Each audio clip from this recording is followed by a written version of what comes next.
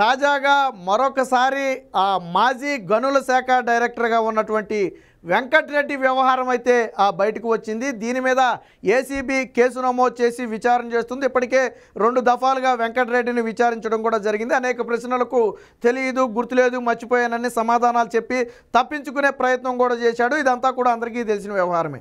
తాజాగా గనుల శాఖ డైరెక్టర్, నాడు గనుల శాఖ డైరెక్టర్గా పనిచేసినటువంటి వెంకటరెడ్డి ఆధారాలు చెరిపివేసే ప్రయత్నం చేశాడని తాజాగా ఏసీబీ అధికారులు అయితే గుర్తించడం జరిగింది. గత విచారణ సందర్భంగానే నాడు అధికారికంగా ఉపయోగించినటువంటి ల్యాప్టాప్ని అలాగే ఫోన్లను ఈ రెండింటినీ కూడా అడిగితే ఆ రెండు కూడా ఎక్కడ ఉన్నాయో చెప్పకుండా దాచిపెట్టే ప్రయత్నం చేశాడు. అప్పుడు ఏసీబీ బృందాలుగా విడిపోయి దీన్ని అంటే సోదాలు చేసినప్పటికీ కూడా ల్యాప్టాప్ ఆచూకీ ఎక్కడా కూడా దొరకలేదు. అయితే తాజాగా ఆ ల్యాప్టాప్ అయితే పోలీసుల చేతికి చిక్కింది. అది కూడా వెంకటరెడ్డి స్వయంగా ఇచ్చాడని చెప్తున్నాడు. గతంలో తెలియదని చెప్పినటువంటి ఆ వ్యక్తే ఇప్పుడు తప్పని పరిస్థితుల్లో ఇవ్వడం జరిగింది. ఎందుకంటే కోర్టులో మేడకు ఉచ్చు బలంగా బిగించే అవకాశం ఉంది కాబట్టి తప్పని పరిస్థితుల్లో ఇచ్చారు. మరొక 2 ఐఫోన్లు అయితే ఎక్కడున్నాయో తెలియదని చెప్పారు, కానీ వారు రెండింటినీ కూడా ధ్వంసం చేసినట్టుగా అయితే తాజాగా పోలీసులు అయితే ఆ విచారణలో గుర్తించడం జరిగింది. అయితే ఈ ల్యాప్టాప్ ఇచ్చే సమయంలో ఈ డేటా మొత్తం కూడా చెరిపివేసి ఇచ్చినట్టుగా తెలుస్తుంది. దాన్ని అధికారులు రికవరీ చేసే ప్రయత్నం చేసినా అది రాకుండా మొత్తంగా డిలీట్ చేసినట్టుగా అధికారులు అయితే గుర్తించారు. ఖాళీ ల్యాప్టాప్ ఇస్తే ఏముంటుంది, అందులో ఉపయోగం ఏముంటుంది? వాస్తవానికి ఉన్న డేటాతో ల్యాప్టాప్ దొరికి ఉండుంటే ఆ రోజు దీనికి సంబంధించి మరికొన్ని విషయాలు బయటకు వచ్చాయి. వాస్తవానికి వెంకటరెడ్డి మీద ఉన్న ప్రధాన ఆరోపణ ఏంటి? నాడు ఇసుక అక్రమ రవాణాకు ముఖ్యంగా కర్త కర్మ తానై వ్యవహరించాడనేది ప్రధానంగా ఉన్నటువంటి వాదన. దాదాపుగా 2500 కోట్ల రూపాయలు రాష్ట్ర ఖజానాకు నష్టం వచ్చిందనేది ఏసీబీ చేస్తున్నటువంటి వాదన. దీని మీదే కేసులు కూడా నమోదు చేసింది.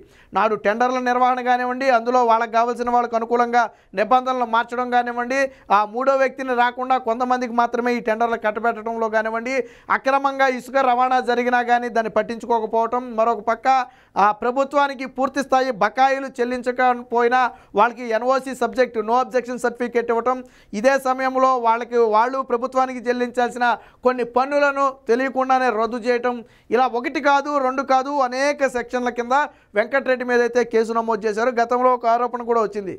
రహస్యంగా వెంకటరెడ్డి జగన్మోహన్ రెడ్డిని బెంగళూరు ప్యాలెస్ వద్ద కలిశాడు. వాసుదేవరెడ్డి కూడా ఇందులో లిక్కర్కి సంబంధించి వాసుదేవరెడ్డి, సో వాసుదేవరెడ్డి పాత్ర కూడా ఇందులో ఉంది. వాసుదేవరెడ్డి కూడా కలిశాడని నాడు ఆరోపణలు వచ్చాయి. సరే, కలిశాడా లేదా, ఎంతవరకు కలిశాడు అనేది పక్కన పెడితే ఇప్పుడు వెంకటరెడ్డి ఎందుకు ఆధారాలు చెరిపివేశాడు, ఎవరు పేర్లు బయటపడతాయనే ఉద్దేశంతో చెరిపివేశాడు, ఒకవేళ డేటా రికవరీ చేయగలిగితే ఎవరెవరు బయటకు వస్తారనేది ఇక్కడ ప్రధానంగా ఉంది. పోలీసులు ఇదే అంశాన్ని కోర్టు దృష్టికి కూడా తీసుకెళ్లారు. ఒక ఖాళీ ల్యాప్టాప్ను మాత్రమే మాకు ఇచ్చారు, ఆల్రెడీ 2 ఐఫోన్లను ధ్వంసం చేసేశారు, వాడిన ఐఫోన్లు ఇప్పుడు లేకుండా చేశారు.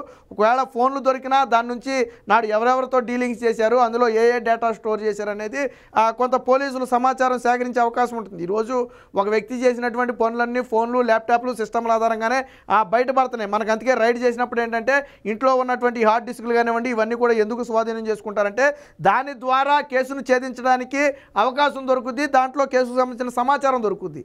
కానీ ఇప్పుడు వెంకటరెడ్డి క్లియర్ కట్గా ఆ డేటా మొత్తాన్ని కూడా చెరిపివేసి ఇవ్వటం జరిగింది. మరి ఎవరిని కాపాడటం కోసం దీని మీద జగన్మోహన్ రెడ్డి కానీ వైసీపీ నేతలు కానీ వెంకటరెడ్డి అరెస్టు మీద నోరు మీద పట్ల ఏదో మొదట్లో ఇబ్బంది పెడుతున్నారు, అది చేస్తున్నారు, ఇది చేస్తున్నారని సొంత పత్రికలో డబ్బా కొట్టుకున్నారు తప్ప ఎందుకు వెంకటరెడ్డి 2 ఐఫోన్లను ధ్వంసం చేశాడు, ఎందుకు వెంకటరెడ్డి డేటా మొత్తాన్ని డిలీట్ చేసి ఇచ్చాడనే దానికి సమాధానం చెప్పట్ల. పోనీ అది వెంకటరెడ్డి వ్యక్తిగత ల్యాప్టాప్ కూడా కాదు, తాను ప్రభుత్వ ఉద్యోగిగా అధికారికంగా ఉపయోగించినటువంటి ల్యాప్టాప్. ఒక రకంగా అది ప్రభుత్వానికి సంబంధించిన సమాచారం.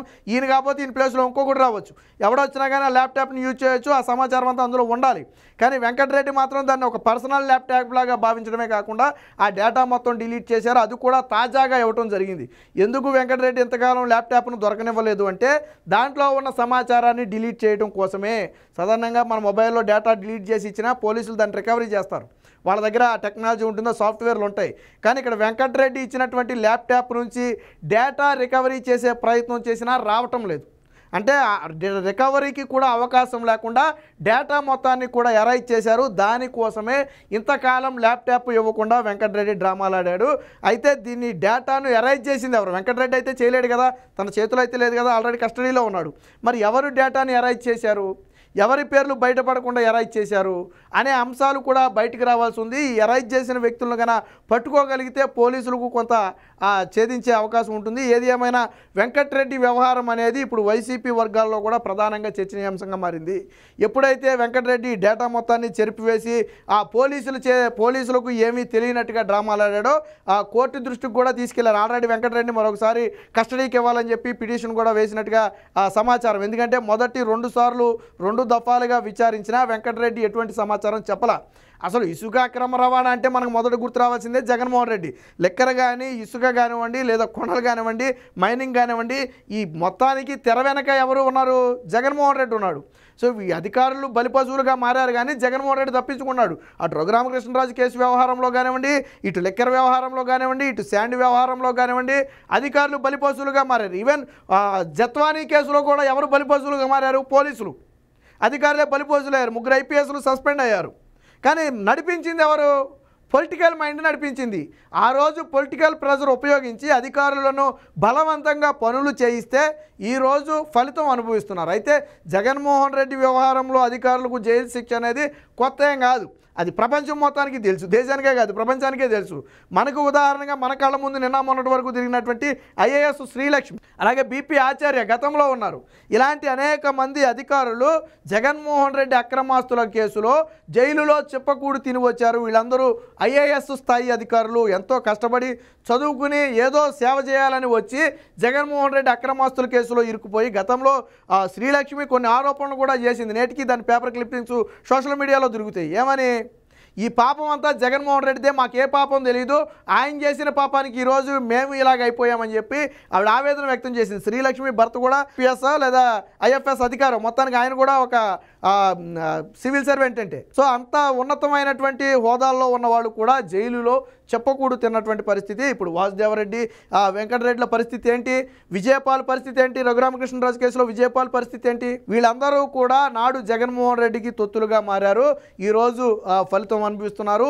అయితే ఏసీబీ ఈ మొబైల్ ధ్వంసం కానివ్వండి, ల్యాప్టాప్లోంచి డేటా చెరిపివేయడం కానివ్వండి, దీని ఒక తీవ్ర అంశంగా పరిగణించింది.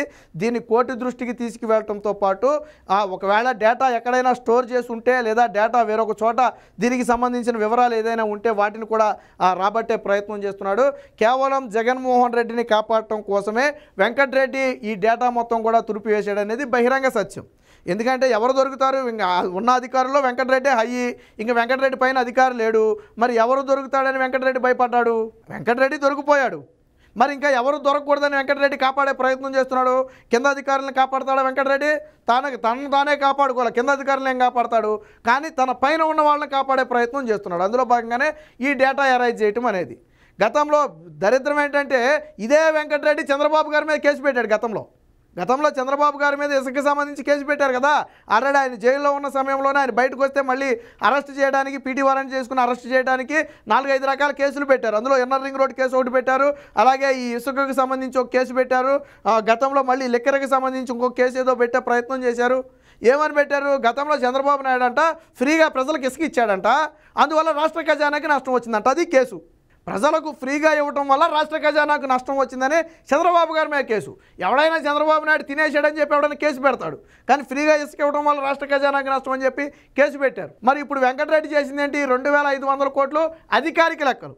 అనధికారికంగా అది 20,000 కోట్లు ఉందో, 30,000 కోట్లు ఉందో, 40,000 కోట్లు ఉందో మనకు తెలియదు. అధికారికంగా తేల్చినటువంటి లెక్కలు ఇది కూడా రాష్ట్ర ఖజానాకు వచ్చిన నష్టం మాత్రమే. మరి జగన్మోహన్ రెడ్డి జేబులోకి వెళ్ళింది 5 ఏళ్ల పాటు ఇసుకను ఏ రకంగా దోచేశారో మనందరికీ తెలుసు. జగన్మోహన్ రెడ్డి ప్రభుత్వం ప్రధానంగా కూలిపోవడంలో ఇసుక లేమి కానివ్వండి, ఇసుక అక్రమ రవాణా కానివ్వండి ఒక ఉద్దేశం, పేద ప్రజలకు అందనివ్వాల. కాబట్టి వెంకటరెడ్డి కేవలం తన పైన ఉన్నటువంటి పొలిటికల్గా ఉన్నటువంటి నేతల్ని కాపాడటం కోసమే ఈ డేటా మొత్తం కూడా ఎరైజ్ చేశారనేది బహిరంగ సత్యం. వెంకటరెడ్డి స్టిల్ నేటికి కూడా ఏ విషయానికి నోరు తెరవటం లేదు. తెలియదు, గుర్తులేదు, మర్చిపోయానని చెప్పడం కానివ్వండి, లేదా కొన్ని ప్రశ్నలకు మౌనంగా ఉండిపోవడం కానివ్వండి చేస్తున్నాడు. అంటే కేసు ముందుకి సాగకుండా చేయటం. వెంకటరెడ్డి నోరు విప్పితే, దేనికైనా సమాధానాలు చెప్తే, ఒకదానికొకటి సింక్ అయితే మరిన్ని ఆధారాలు సేకరించవచ్చు. బట్ ఏమీ నోరు విప్పకుండా మొగదెయ్యంలా కూర్చుంటే పోలీసులు మాత్రం ఏం చేస్తారు? ఇప్పుడు తాజాగా వెంకటరెడ్డి చేసిన పని అది. బట్ దీన్ని మాత్రం ఏసీబీ అధికారులు కానివ్వండి, రాష్ట్ర ప్రభుత్వం కానివ్వండి ఒక రకంగా సీరియస్గానే తీసుకుంది. ఎట్టి పరిస్థితుల్లో వెంకటరెడ్డి ఏ డేటా అరైజ్ చేశాడు. వెంకటరెడ్డికి అయితే తెలుసు కదా ఏ డేటా తుడిచేశాడు అనేది వెంకటరెడ్డికి అయితే తెలుసు. సో దేనికి సంబంధించిన డేటా తుడిపివేశారు, దానికి ఆ డేటాకి సంబంధించిన వివరాలు ఎక్కడెక్కడ ఉన్నాయి, ఇందులో ఈ డేటా అరైజ్ చేయడంలో ఎవరెవరి పాత్ర ఉందనే దాని మీద అయితే ఆ పోలీసులు ప్రధానంగా దృష్టి పెట్టారు. ఏది ఏమైనా వెంకటరెడ్డి వ్యవహారం అనేది ఒక రకంగా వైసీపీ వర్గాల్లో కుణుకు లేకుండా చేస్తుంది. ఎప్పుడు ఏ బాంబు పేలుస్తారో తెలియదు, ఎప్పుడు నోరు విప్పి ఎవరి పేరు చెప్తే ఎవరిని అరెస్ట్ చేస్తారనే ఒక భయం అయితే రాజకీయ వర్గాల్లో ఉంది, ముఖ్యంగా వైసీపీ నేతల్లో అయితే ఉంది. ప్రధానంగా తాడేపల్లి ప్యాలెస్లో కూడా వెంకటరెడ్డి, వాసుదేవరెడ్డి, విజయపాల్ అలాగే జత్వానీ కేసులో అరెస్ట్ అయినటువంటి సస్పెండ్ అయినటువంటి ఐపీఎస్ అధికారులు వీళ్ళు ఎవరు నోరు విప్పినా ఉచ్చు మాత్రం తాడేపల్లి ప్యాలెస్లోని పెద్దలకు మెడకు చుట్టుకోవటం అనేది ఖాయం. ఏది ఏమైనా వెంకటరెడ్డి వ్యవహారంలో ప్రభుత్వం అయితే సీరియస్గా ఉంది. త్వరలోనే ఈ ఎరైజ్ చేసిన డేటా కానివ్వండి, ధ్వంసం చేసినటువంటి మొబైల్కి సంబంధించిన సమాచారాన్ని కూడా పోలీసులు సేకరిస్తామని ప్రధానంగా చెప్పడం జరుగుతుంది.